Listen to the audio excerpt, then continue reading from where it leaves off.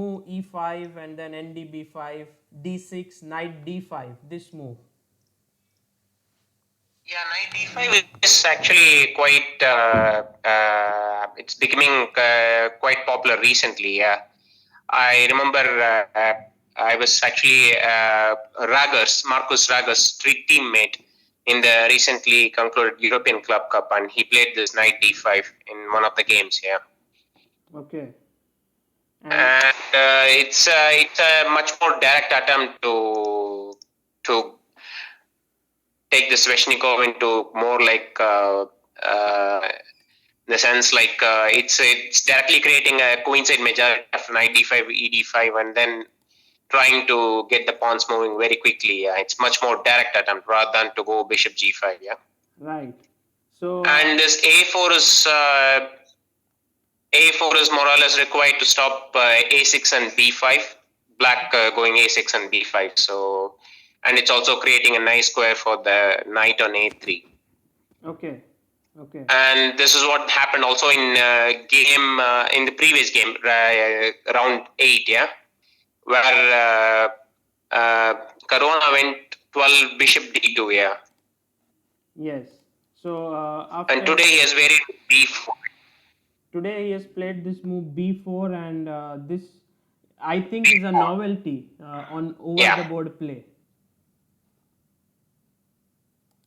Yeah, I think even probably for correspondence, it's maybe a novelty. Yeah. Wow. It could be. Yeah. It's a fresh concept, I'm sure. Yeah. What do you think is the idea of this move actually?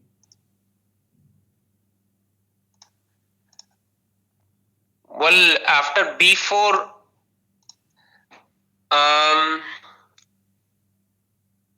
no, it's kind of forcing black to react on the queen side, yeah, because b4 is right away. It's stopping.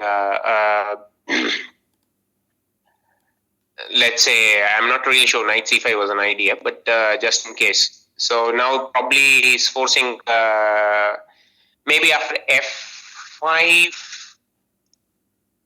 before f5, the idea was to go a5. A5, yeah. Without, yeah, I mean after f5 probably a5, yeah. I think bishop d2. More likely it's the same, yeah. After a6.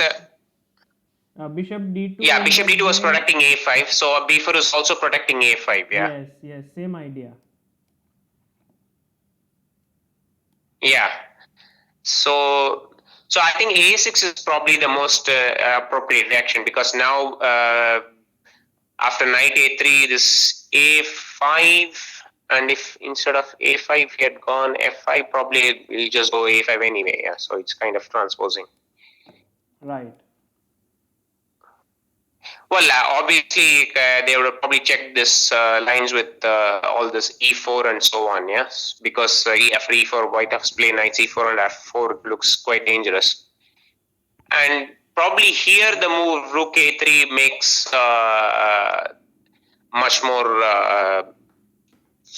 Somehow it makes much more because in the game I have the feeling that I thought maybe rook e1 instead of rook a3 made a bit more to the point, yeah. Okay. So I mean, it's not entirely clear because Fabiano spent like 15 minutes on rook a3, yeah. Right. These things are actually quite difficult because these guys are working a lot, and sometimes it's quite possible that they mix up a little bit of moves here and there, yeah. So I was thinking probably after queen e8, rook even made much more sense, because black is trying to get in e4 and f3, yeah. You always have this move bishop f1 just in case, yeah. Okay. And also there was a trick after rook e1. If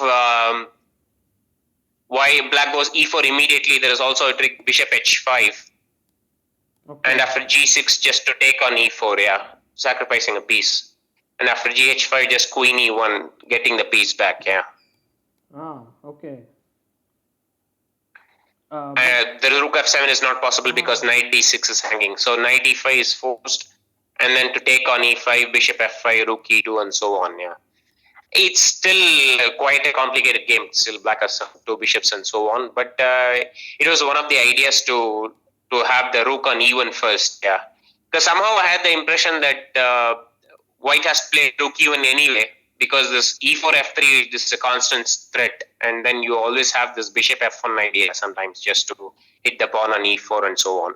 And after queen g6 or something like this, you can also think about some move like bishop d3 if required. Yeah, just stop the pawns at all. Yeah, totally. Okay. So rook e1 has the idea of placing the bishop on f1 or d3 and controlling these pawns in a way. Yeah. So I thought probably instead of rook a3, rook e1 was more. I don't know. It's very hard to say because these guys are working so much, and to give a correct evaluation of such. In a short time, it's very difficult. Yeah, it's just an idea probably for in the future to check this. Yeah, because these guys are actually into fresh theory today. I mean, this is the start of really fresh stuff. Yeah. Yes, you yourself have been a part of the World Championship match, and you have yourself created perhaps many ideas as a second in 2013 World Championship. So, what do you have to say about the preparation of both the camps? Do you think it has been up to the mark? Well, it's very difficult to judge from the outside. Yeah, you can only say that yesterday Carlsen produced a very nice idea. Yeah, because he got really what he wanted, a very nice, complicated position, and the possibility to outplay the opponent. Yeah, Correct.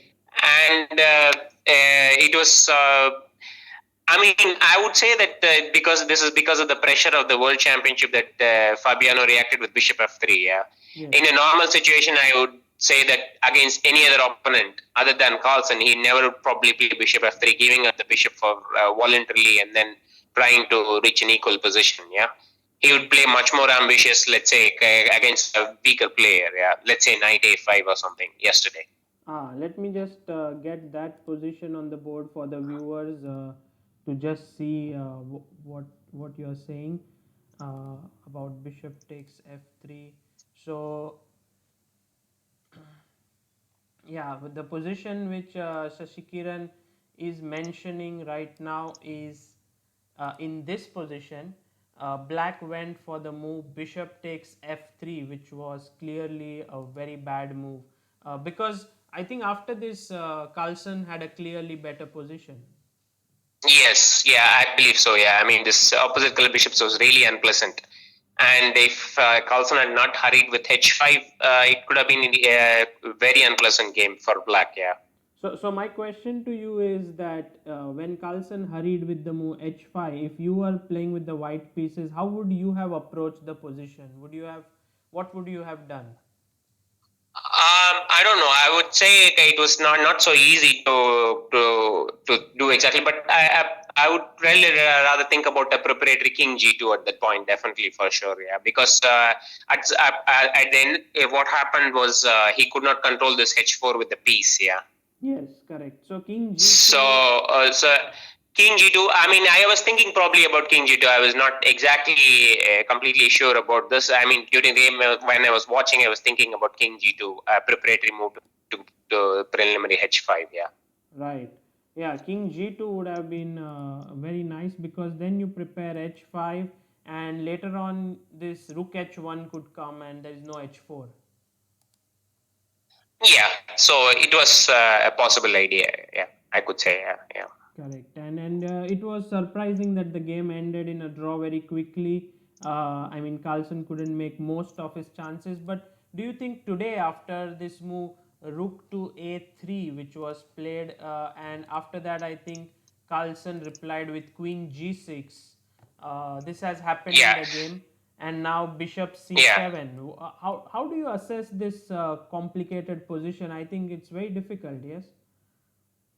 No, it's quite difficult. Yeah, actually, this was one of the point of I would say rook e1. Yeah, rook e1 after queen g6 in the same position. Bishop c7. It's much more. It's much more trickier for black here. Yeah, because I'll definitely stop the pawns. Yeah, let's say after e4 there is bishop h5 just winning on the spot. Yeah, so there is no e4. So I'm not really convinced that rook a3 is the precise move, because I have the feeling that Fabiano probably mixed up a bit here. Yeah. Okay. About his analysis. Yeah. He spent like 15 minutes on rook a3. Yeah. So I'm just guessing. Yeah, it's not so easy to make how these things are. Yeah, it's quite unclear. Yeah. So rook a3, and now after queen g6, somehow the queen is actually much freer here. Yeah, there is no immediate threat, and he has gone with bishop c7. Yeah. Yes, bishop c7. Yeah, bishop c7. And I guess he'll go e4, yeah, threatening f3. Yes, it looks very scary. Now I think white has. No, it looks really scary now. Yeah, after e4, it looks really scary now. Yeah. What do you think? I think bishop g4 or something to be played here.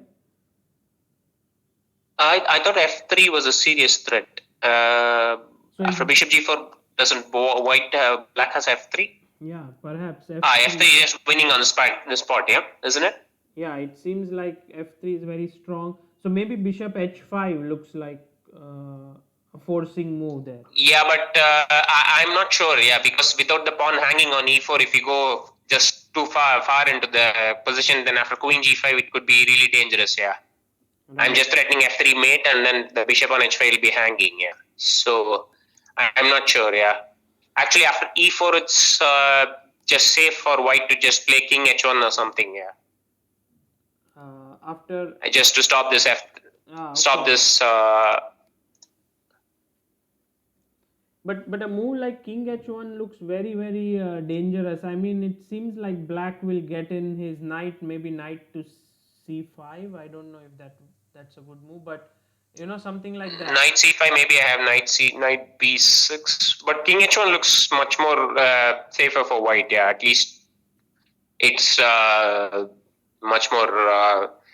Stopping all this f3 ideas, and then you still have your queenside play. Yeah, if your knight moves to c5, probably I can go knight b6.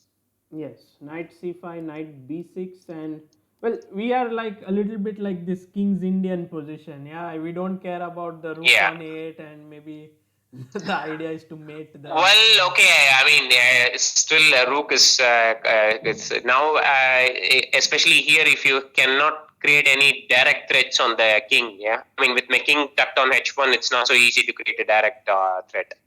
Correct. You have this f3 break is all controlled and so on. So I guess Caruana will probably still play king h1. Yeah, here. If black goes e4.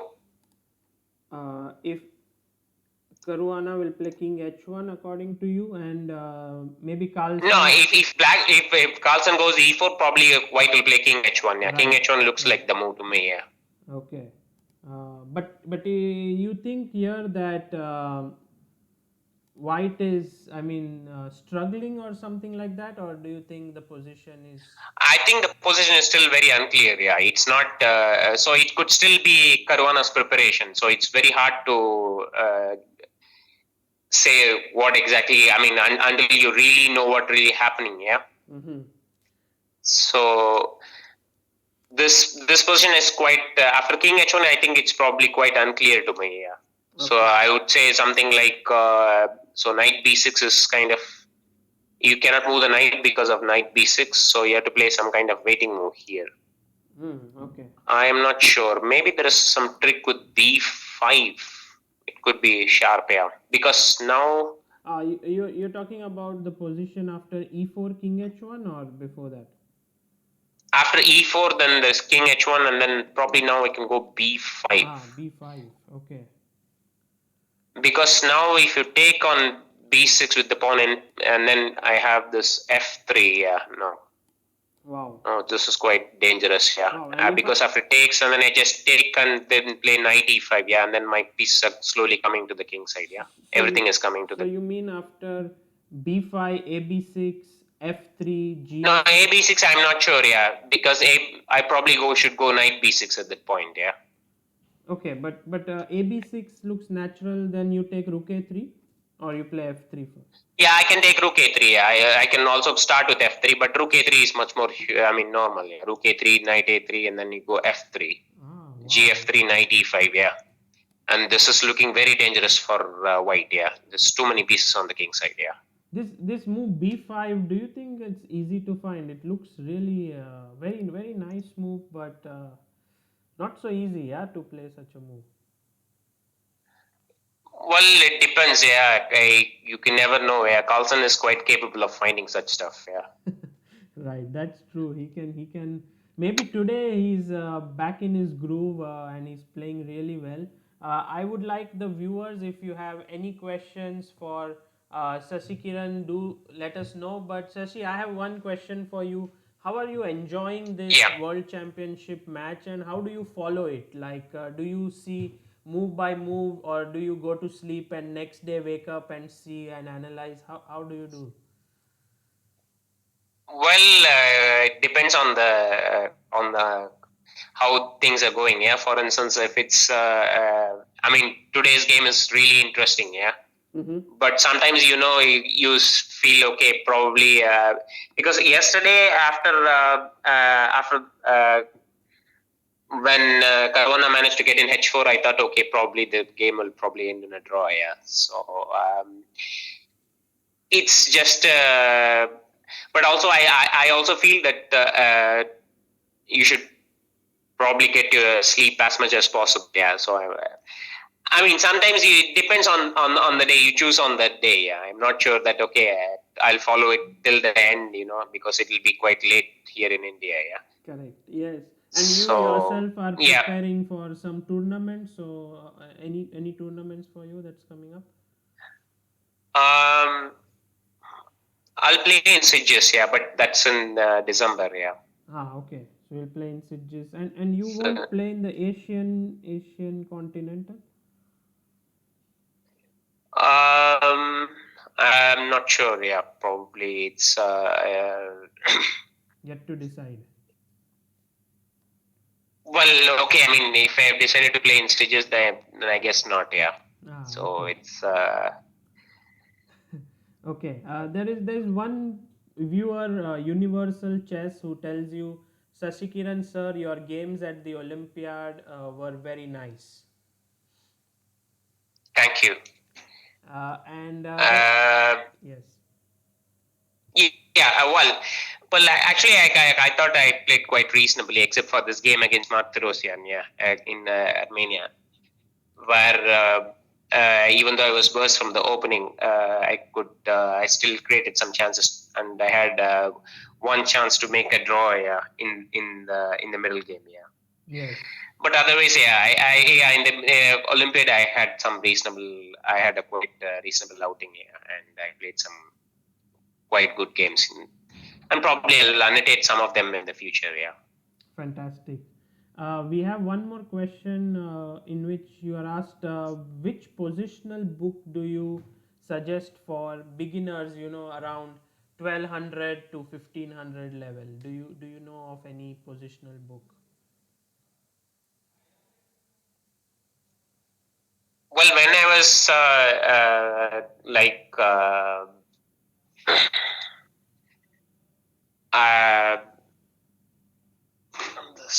just a moment.